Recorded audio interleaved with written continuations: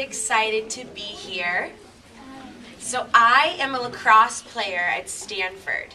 So I am here to talk to you guys about my story because I had a rather hard time throughout my life, especially with anxiety.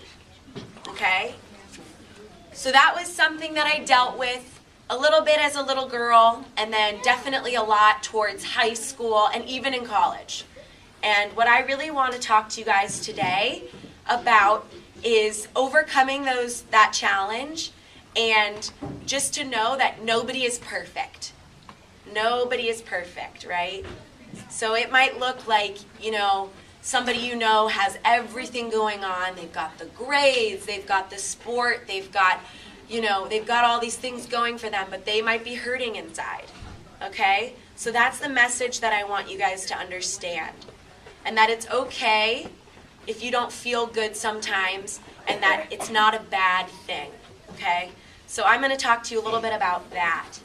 So one other thing that I really learned, and I learned this later, is that when I feel anxious taking a test, and I feel that tummy ache, and I feel that I'm spacing out, is I really like to do some deep breathing. So I'm all about breathing, I'm all about yoga. Those are things that have really helped me, along with my sport. So I'm kind of talking about a lot of things. But when you're in a quiz or a test, or you have to write a paper and you're feeling nervous, what I like to do is these belly breathing. So typically we breathe from our chest, right? We breathe and our chest kind of rises. But what I want you guys to try to do is breathe from your belly. So put your hand on your belly right now. We're going to try it. So do that deep belly breathing. Let's try it 3 times right now. You can close your eyes if you want, but try to breathe as full as you can into your belly.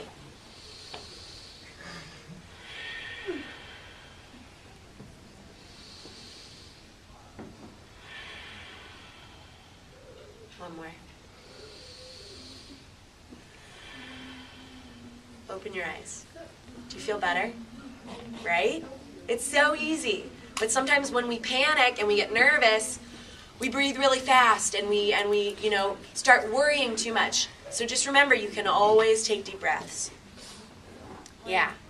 Annie, does this work for other feelings? Oh, totally.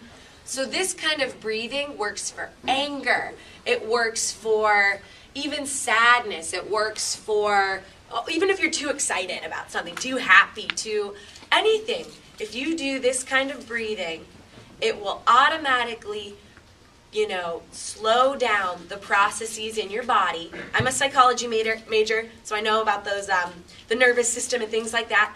So this will automatically calm you down. Yeah. I actually have this really kind of cool demonstration. Do you mind doing it with me? Sure. Okay, this is cool. So I learned this in a class. So let's say, what's your name? Jody. Okay, so Jody, let's say Jody is coming at me, and Jody's my worst nightmare, right? let's say Jody... Isn't she everybody's? Oh my gosh. Let's say Jody is my anxiety, okay? So if Jody's coming at me, and I'm pushing her away, right? It becomes this pushing battle, right? So there's no movement, and maybe she beats me sometimes, and maybe I beat her sometimes, but she's always coming at me, right? So if Jody's coming, she's my anxiety, what if I just walk with her? We're just holding hands. We always try to fight the thing that scares us. But if it's something you hate, get to know it.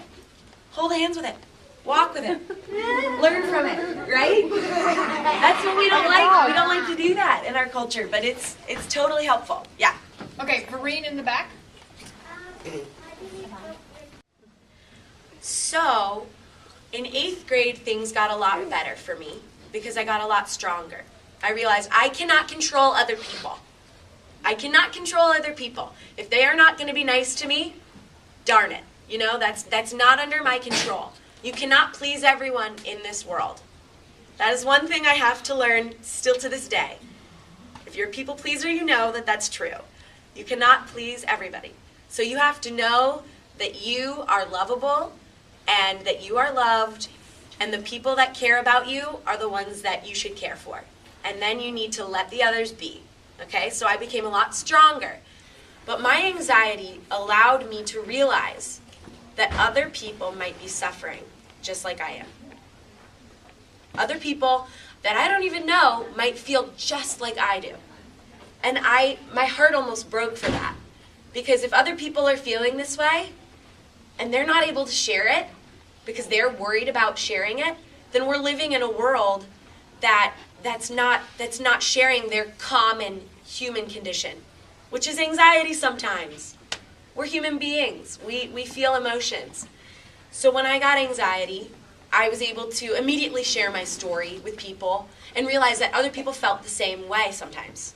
And then I didn't feel so alone. I didn't feel so weird. I didn't feel so embarrassed.